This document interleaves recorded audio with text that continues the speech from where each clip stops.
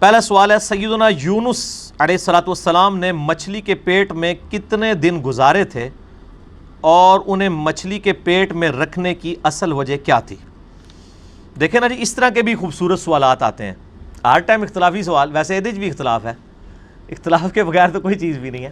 بہرحال میرے بھائیو، سیدنا یونس علی نبینا علیہ الصلوۃ والسلام کی شخصیت بڑی غیر معمولی شخصیت ہے، اس حوالے سے کہ یہ پیغمبروں میں واحد پیغمبر ہیں جن پر اللہ تعالیٰ نے ان کی لغزش کے سبب عطاب فرمایا،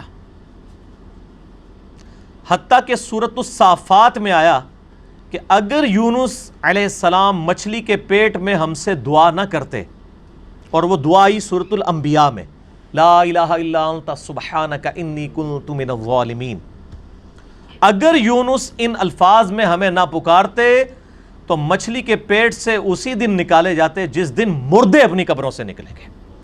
اتنا عطاب، اتنا جلال اللہ کا کہ یونس کی غلطی اتنی سویر نوعیت کی کہ جس دن مردے قبروں سے نکالے جائیں گے اس دن ہی پھر اللہ تعالیٰ فرماتے ہیں ہم یونس علیہ السلام کو مچھلی کے پیٹ سے نکالتے ہیں۔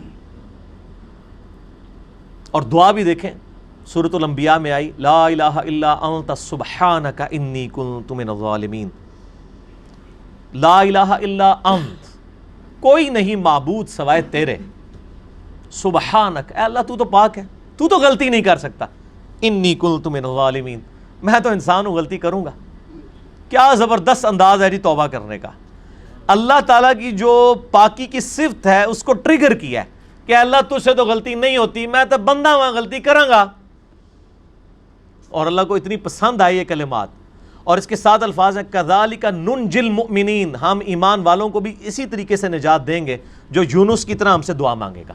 اور جامعہ ترمذی میں صحیح سند کے ساتھ حدیث ہے، جو شخص بھی یونس علیہ السلام کی دعا کے ساتھ اللہ کی طرف متوجہ ہوا اللہ اسے کبھی محروم نہیں لوٹائے گا۔ یہ اسماء اعظم ہے، میرا ایک کلپ 4 لاکھ سے زیادہ لوگ یوٹیوب پہ دیکھ چکے ہیں۔ مصیبت اور پریشانی سے بچاؤ کے 3 وظائف، لا الہ الا انت سبحانک انی کنت من الظالمین، حسبنا اللہ ونعم الوکیل، اور یا حی یا قیوم برحمتک استغیث، یہ 3 وظائف۔ یونس علیہ السلام سے غلطی جو ہوئی وہ قرآن حکیم میں سورہ یونس کے اندر، سورۃ الانبیاء کے اندر، سورہ الصافات کے اندر اور باقی صورتوں کے اندر ٹکڑوں کی فارم میں، سورہ صاد میں بھی یہ ٹکڑوں کی فارم میں پوری کی پوری ایک ان کی سٹوری آئی ہے، وہ میں کمبائنڈ فارم میں آپ کو بیان کر دیتا ہوں کہ یونس علیہ السلام کو بالکل اگلے پیغمبروں کی طرح اللہ تعالیٰ نے یہ حکم دیا تھا کہ تمہارے جو مخالفین ہیں ان کو جو الٹیمیٹم دیا جائے گا اس کے بعد ان کو تباہ و برباد کر دیا جائے گا، لیکن پیغمبر کا یہ کام ہوتا ہے کہ وہ فائنلی اپنا علاقہ چھوڑنے سے پہلے اللہ تعالیٰ کی طرف سے جو پراپر آفیشیل پرمیشن ہے اس کا انتظار کرتا ہے، وہی کی فارم میں۔ پھر اللہ تعالیٰ حکم دیتا ہے، جس طرح کہ موسیٰ علیہ السلام کو حکم ہوا کہ رات کے وقت بنی اسرائیل کو لے کے نکلو، تو اس وحی کا انتظار کیا، رات کے وقت کا انتظار کیا، لے کے نکلے، اللہ کی تائید حاصل ہوئی۔ یونس علیہ السلام کو بھی بتا دیا گیا کہ بھئی تمہارے مخالفین کو 3 دن کی یہ مہلت ہے، اگر یہ ایمان لے آئے تو ٹھیک، ادروائز ان پہ عذاب آ جائے گا۔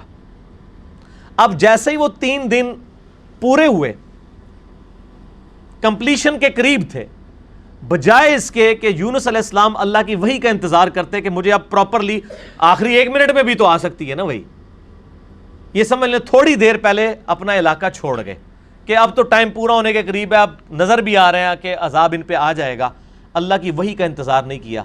اور قرآن کہتا ہے کہ گمان یہ کیا کہ ہم ان پہ گرفت بھی نہیں کریں گے، بالکل آخری وقت تک انتظار کیا تھا نا، اب کس نے لانا تھا ایمان؟ لیکن پیغمبروں کے لیے چھوٹی سی لغزش بھی اللہ کے حضور جو ہے وہ بڑا معاملہ ہوتا ہے، کیونکہ ان کا رتبہ بلند ہوتا ہے۔ اب یہاں سے یہ نکلے غصے میں بھرے ہوئے، اللہ طرف ماتا نکلے اپنی قوم پہ غصے میں، اور گمان کیا کہ ہم ان پہ گرفت نہیں کریں گے، اور یہ سمندری سفر میں نکلے، وہاں سے اپنا علاقہ چھوڑ کے کشتی میں سوار ہوئے۔ کشتی جب سینٹر میں پہنچی تو بہت بڑا سمندری طوفان آیا، اور وہاں پہ یہ ٹریڈیشن تھی کہ کشتی طوفان میں اس وقت پھنستی ہے جب کہ اس کشتی میں کوئی ایسا شخص بیٹھا ہو جو اپنے مالک کی اجازت کے بغیر بھاگا ہو، ایسا غلام جو مالک کی اجازت کے بغیر بھاگا ہو، اس کے لیے وہ کرہ اندازی کیا کرتے تھے. کرہ ڈالا، حضرت یونس علیہ السلام کا نام نکل آیا. ظاہر ہے وہ بھی تو غلام تھے نا اپنے رب کے، بغیر اجازت کے نکلے ہوئے تھے. لوگوں نے کہا نہیں یونس علیہ السلام ہے، یہ تو نیک شریف آدمی ہے، اس نے تو لوگوں کو بھی نیکی کی طرف بلایا، دوبارہ کرہ ڈالا جائے. دوبارہ کرہ ڈالا، پھر یونس علیہ السلام کے نام نکلا. تیسری دفعہ ڈالا، پھر یونس علیہ السلام کے نام نکلا. اب لوگوں نے کہا جی ہماری مجبوری ہے. یونس علیہ السلام کو تو پتہ ہی تھا نا. انہوں نے کہا اب یہ آزمائش آ گئی میرے اوپر. ان کو پھینک دیا سمندر میں. قرآن کہتا ہے بڑی مچھلی نے ان کو نگل لیا. قرآن میں دن نہیں آئے. ہمارے ایک سب کانٹیننٹ میں مشہور ہے کہ 40 دن رہے. تورات میں دن آئے ہیں 3 days and 3 nights. جونا علیہ السلام، جونا کہا جاتا ہے انگلش میں یونس کو. یونس علیہ السلام 3 دن اور 3 رات تک، یعنی کتنے بن گئے وہ 72 گھنٹے بن گئے. اتنی دیر مچھلی کے پیٹ میں رہے، 3 دن اور 3. اور ظاہر ہے مچھلی کے پیٹ میں، ویل مچھلی کے پیٹ میں رہے، اور پیٹ میں بھی ظاہر ہے وہ میدے میں ساری گرمائش ہوتی ہے. پورا جسم ان کا، یعنی وہ تو اللہ نے ان کو زندگی دی، وہاں تو آکسیجن بھی کوئی نہیں تھی، وہ تو معجزانہ طور پہ ہی زندہ رہے. بہرحال جسم پہ اثرات آئے ان کے، اور وہاں پہ انہوں نے پھر یہ دعا مانگی، لا الہ الا انت سبحانک انی کنت من الظالمین. بس یہ پڑھتے رہے. اللہ تعالیٰ بتایا ہمیں اندھیروں میں اس نے پکارا، اور اللہ نے دیکھے ان اندھیروں میں بھی اپنے اس بندے کی ندا کو سنا. کذالک ننجی المؤمنین، اسی طریقے سے ہم مومنین کو بھی نجات دیں گے جو ہمیں پکارے گا.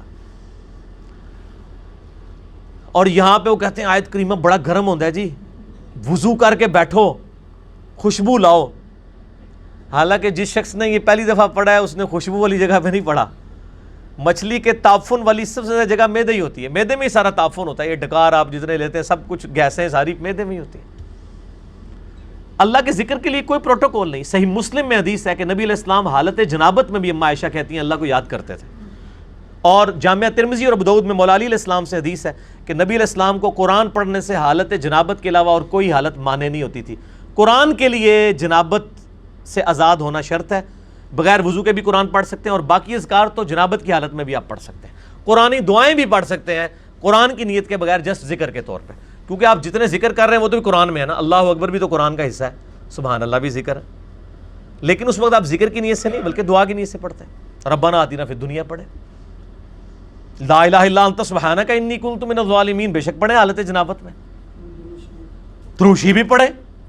ادھر مشہور کیا جی دروشی بھی مطلب بغیر وضو کے نہیں پڑھتا. یار آپ لوگوں نے کیا باتیں مشہور کی ہیں اللہ کے بندو. یہ ساری جذباتی ڈاکٹرائنس ہیں. ٹھیک ہے جی. دروشی پہ میرا مسئلہ نمبر 56. اور میں آپ کو بتاؤں یہ وہ ڈاکٹرائن ہے جو ہمارے علماء نے کتابوں میں بھی نہیں لکھی ہوئی، صرف عوام کو پٹیاں پڑھانے کے لیے. کچھ ایسے جھوٹ ہیں جو ان کو اتنی شرم آئی کہ کتابوں میں بھی نہیں ہے، صرف پبلک کو پٹی پڑھانے کے لیے. جیسے جی وہ بت رکھ کے آتے تھے اس لیے رفع الیدین ہوتا تھا. اب یہ اتنا بڑا جھوٹ تھا کہ کتاب میں نہیں لکھا انہوں نے. بہرحال یہ ان کی جو جعلی اور کمزور روایتیں ان سے زیادہ کارآمد ہے. عام آدمی کو یہی پتا ہے کہ جی وہ جی بت رکھ کے آتے سن، چل گیا شڑول چھوڑی، شڑول چل گئی ہے، دوسری چیز نہیں چلی. اور پھر ہم بھی پھر اس کا جواب پھر شڑول سے ہی دیتے ہیں، اینٹی وینم پھکی الزامی جواب. اچھا ہم کہتے ہیں اچھا یار یہ منع ہو گیا تھے عید دی نماز پڑھی جائے کدے، کہتے ہیں ہاں تو عید ہی بار بار کر دو. آہو جی اسی تے سوچے ہی نہیں کدے. ہاں تو تہاڈی مولوی نے مت ماری ہے نا کہ اس دن جڑا بت رکھ کے آندے ہو تسی، عید والے دن بھی تو آپ کرتے ہیں، پھر وطر کا بھی کرتے ہیں. بہرحال میں ایک ضمن بات ذہن میں آ گئی چونکہ مجلس میں پھر اسی طرح گفتگو ہوتی ہے. اچھا تو یونس علیہ السلام کو اللہ تعالیٰ نے پھر نجات دی. پھر قرآن حکیم میں آتا ہے کہ مچھلی نے ان کو اگل دیا کنارے پہ. وہاں اللہ نے قرآن حکیم میں آتا ہے ان کے لیے کدو کی بیل اگا دی. ظاہر ہے کہ جسم پورا ایک وہ اثرات کی وجہ سے جسم کے اوپر نئی ایک کھال ان کی اگی. دوبارہ سے ان کے سارے معاملات ہوئے اور اللہ تعالیٰ نے ان کو ایک نئی زندگی دی اور ان پہ عطا فرمایا. اس کے بعد معاف کر دیا. لیکن آپ دیکھیں کہ اس غلطی کا ایک تو عطاب یونس علیہ السلام پہ آیا اور دوسرا اس کا کریڈٹ ان کی امت کو مل گیا. امت کو کریڈٹ مل گیا اس ڈیبٹ کا. اور سورہ یونس جس کا نام ہی سورہ یونس ہے, اس میں حضرت یونس علیہ السلام کا نام آیا ہے. اللہ طرف آتا ہے کبھی ایسا نہیں ہوا کہ کسی قوم پہ عذاب آ کا فیصلہ ہو جائے اور وہ عذاب ان سے ٹل جائے, الا قوم یونس, سوائے قوم یونس کے, کہ یونس علیہ السلام کی قوم سے یہ عذاب ٹل گیا. کیوں؟ جب یونس علیہ السلام وہاں سے نکلے اور عذاب کے اثار نمایاں ہوئے, عذاب ٹلنا کوئی نہیں تھا. عذاب تو فرعون پہ بھی آیا, اس نے بھی تو کہا تھا نا میں ایمان لایا موسیٰ اور ہارون کے رب پہ. اللہ نے کیا فرمایا قرآن میں, الآن, اب لایا, کوئی فائدہ نہیں, ڈبو دیا. یہاں پہ بھی جب عذاب سامنے آیا نا, پوری قوم یونس تقریباً 1,00,000 اور اس سے چند زائد لوگ تھے, سارے کے سارے سجدے میں گر پڑے. انہوں نے کہا یا اللہ معاف کر دے, معاف کر دے, معاف. یونس علیہ السلام واپس قوم میں, قوم زندہ کی زندہ. اب یونس علیہ السلام کے لیے بھی ایک حیرانگی تھی, ایک پاسے میں بھی عتاب کٹیا, دوسرے پاسے قوم بھی بچ گئی ہے, تو میں اب ان کو کیا منہ دکھاؤں گا جا کے کہ میں ان کو تو الٹیمیٹم دے کے گیا تھا, میں اپنی بھی لغزش کے اوپر عتاب بھگت آیا ہوں اور یہ بھی بچ گئے ہوئے ہیں. لیکن ان کو پتہ ہی نہیں تھا, قوم تو ایمان لا چکی تھی, تو انہوں نے آتے ہی آپ کے ہاتھ میں بیعت کر لی. اللہ تعالیٰ نے حضرت یونس علیہ السلام کی اس لغزش کو کریڈٹ بنا دیا ان کی امت کے لیے بھی, یونس علیہ السلام کو بھی ایک آزمائش سے گزارا. اب یہاں پہ بڑی امپورٹنٹ بات میں آپ کو کروں, خصوصاً ہم مسلمانوں کے لیے. بخاری اور مسلم دونوں میں حدیث موجود ہے, ایک یہودی اور ایک مسلمان کا جھگڑا ہوا. باقی روایتوں میں آتا ہے کہ وہ مسلمان سیدنا ابوبکر صدیق تھے رضی اللہ تعالیٰ عنہ. یہودی نے کہہ دیا کہ اللہ تعالیٰ نے موسیٰ علیہ السلام کو تمام جہان والوں پر فضیلت دی. یہ بخاری مسلم دونوں میں حدیث ہے. مسلمان نے کہا اللہ تعالیٰ نے ہمارے نبی علیہ السلام کو تمام جہان والوں پر فضیلت دی. جھگڑا ہوا, مسلمان کو غصہ آیا, اس نے اس یہودی کو تھپڑ مار دیا. وہ یہودی اپنا مقدمہ لے کر نبی علیہ السلام کے پاس آیا. آپ صلی اللہ علیہ وآلہ وسلم نے اپنے صحابی کو ڈانٹا اور فرمایا مجھے یونس پہ بھی مت فضیلت دینا. اب آپ کو اس جملے کا سمجھ آئے گی کہ یونس وہ واحد نبی ہیں جن پہ عطاب ہوا ہے, اور بہت بڑے لیول کا عطاب دنیاوی اعتبار سے دیکھا جائے. تو مجھے اس کے مقابلے پر بھی فضیلت مت دینا, ایسی فضیلت ہے جس میں کسی دوسرے کو نیچا دکھایا جائے. اللہ کی قسم, قیامت والے دن جب اللہ تعالیٰ مخلوقات کو دوبارہ زندہ کرے گا, میں دیکھوں گا کہ مجھے جب اٹھایا جائے گا, حضرت موسیٰ علیہ السلام مجھ سے پہلے ہی اللہ کے عرش کا پایا تھامے میں کھڑے ہوں گے. یہ حضرت موسیٰ کی ایک جزوی فضیلت ہمارے نبی علیہ السلام کے اوپر بھی. نبی علیہ السلام فرماتے ہیں مجھے تو یہ نہیں پتا کہ ان پہ قیامت کی بے ہوشی طاری نہیں ہوئی, یا اللہ تعالیٰ نے انہیں مجھ سے پہلے زندہ کر لیا قیامت والے دن, یا اس بے ہوشی کے سبب جو دنیا میں اللہ کی تجلی کی وجہ سے بے ہوش ہوئے, اللہ تعالیٰ نے ان پہ قیامت کی بے ہوشی طاری نہیں کی ہے. جزوی فضیلت ہو سکتی ہے. بخاری میں حدیث ہے کہ قیامت والے دن سب کو برہنہ اٹھایا جائے گا, سب سے پہلے حضرت ابراہیم علیہ السلام کو لباس پہنایا جائے گا. اب یہ ابراہیم علیہ السلام کی جزوی فضیلت ہے تمام پیغمبروں پہ. حضرت عیسیٰ علیہ السلام کو بغیر باپ کے پیدا کیا, یہ ان کی جزوی فضیلت ہے. اور ایک اور فضیلت کہ عیسیٰ علیہ السلام آج تک زندہ ہے, ایک اور بڑی فضیلت. تو جزوی فضائل ایک پیغمبر کے دوسرے پہ ہو سکتے ہیں, کلی طور پہ فضائل نبی علیہ السلام کو حاصل ہیں. تلک الرسل فضلنا بعضهم علی بعض, وہ اللہ نے قرآن میں کہہ دیا کہ یہ رسول ہیں, بعض کو بعض پہ ہم نے فضیلت دی ہے, بعض کے ساتھ کلام کیا, بعض کے ہم نے اور درجات بلند کیے. موسیٰ علیہ السلام کو ہم نے معجزات دیے, عیسیٰ علیہ السلام کو معجزات دیے. بہرحال اس کی بنیاد پہ کسی نبی کی تنقیص نہیں ہونی چاہیے, ٹھیک ہے نا. تنقیص کا جب پہلو نکلے گا نا, کمپیریزن آپ شروع کر دیں گے, تو وہ پھر خطرناک معاملہ ہو جائے گا. اس معاملے میں آپ نے اوائڈ کرنا چاہیے. اس لیے میں بارہا کہتا ہوں, میں پرسنلی مجھے یہ سلام بڑا پسند ہے, مصطفیٰ جان رحمت پہ لاکھوں سلام, لیکن اس میں کچھ اشعار ایسے ہیں کہ جو ہمیں اس طرف شائبہ کروا دیتے ہیں کہ یہ گستاخانہ ہے. کس کو دیکھا یہ موسیٰ سے پوچھے کوئی, آنکھ والوں کی ہمت پہ لاکھوں سلام. یار حضرت ابوبکر صدیق جب یہودی کے ساتھ یہ معاملہ کر رہے ہیں تو نبی علیہ السلام نے ان کو ڈانٹ دیا ہے, اور آپ 1400 سال بعد آ کے کہہ رہے ہیں موسیٰ تو نہیں دیکھ سکے, ساڑھے نبی نے دیکھ لیا. آپ کے ساتھ بھی وہی کچھ ہوتا, بلکہ اس سے زیادہ ہوتا جو کہ اس مسلمان کے ساتھ ہوا تھا. اس لیے کہ آپ ایک غلط ٹریک کے اوپر چڑھ رہے ہیں, نبی علیہ السلام کی ذات کی ایک غلط تعریف بیان کر رہے ہیں. آپ ویسے بیان کریں کہ ہمارے نبی علیہ السلام نے خواب میں اللہ کی زیارت کی ہے, یہ ضرور بیان کریں, لیکن کمپیریزن نہ کریں. یہ والا جو معاملہ ہے, تو اسی کو کہا جاتا ہے تفضیل بین الرسل، تفضیل عربی میں کہیں گے. ایک رسول کو دوسرے پہ فضیلت دینا یہ جائز اور حلال ہے، قرآن نے بھی دی ہے.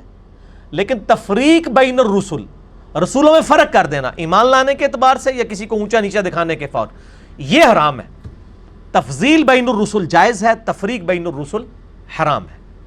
حضرت عیسیٰ علیہ السلام کا بھی گستاخ اتنا ہی بڑا گستاخ ہے جتنا ہمارے نبی علیہ السلام کا گستاخ ہے. ایک بندہ سارے پیغمبروں کو مانے، ہمارے نبی کو نہیں مانتا، وہ بھی کافر ہے. ایک بندہ ہمارے نبی کو مانتا ہے، سارے پیغمبروں کو مانتا ہے، حضرت موسیٰ علیہ السلام کو نہیں مانتا، وہ بھی کافر ہے. تو لا نفرق بین احد من رسلہ وقالوا سمعنا واطعنا غفرانک ربنا والیک المصیر. ٹھیک ہو گیا جی.